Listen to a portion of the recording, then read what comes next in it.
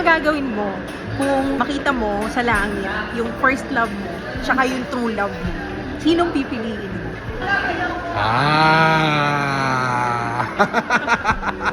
Yan ang impossible choice na meron ni Elizabeth Olsen.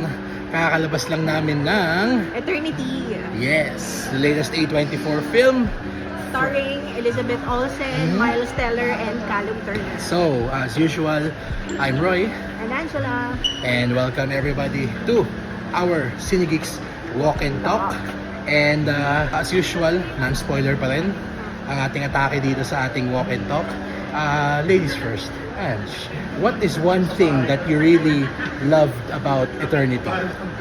Sobrang ganda ng story niya, as in, alam mo nga, may nakuha pa akong vibe na para siyang The Good Place.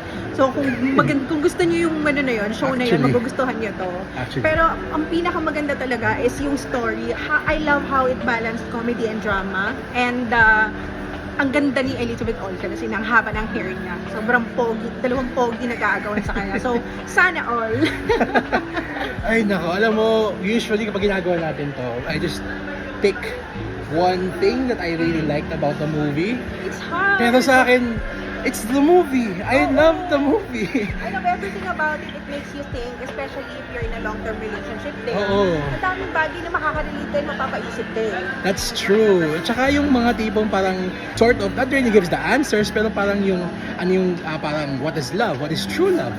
Ano bang basihan nun? Yung ba yung parang kinikimkim mong pagmamahal for a person ng mahabang Is panahon? it about the happiness or the hard stuff, the trials? Yun, yung haba ng pinagsamahan nyo? Yun ba ang love?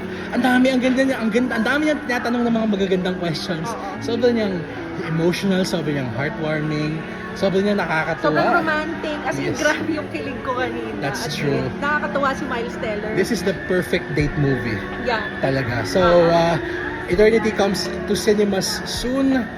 Thank you, Viewers Choice Philippines and Pioneer Films for inviting And us. SM Cinema And SM as Cinema well. as well. So, yeah, that's it for our City Geeks Walk and Talk. Again, I'm Roy. And Angela. We'll see you in the next one.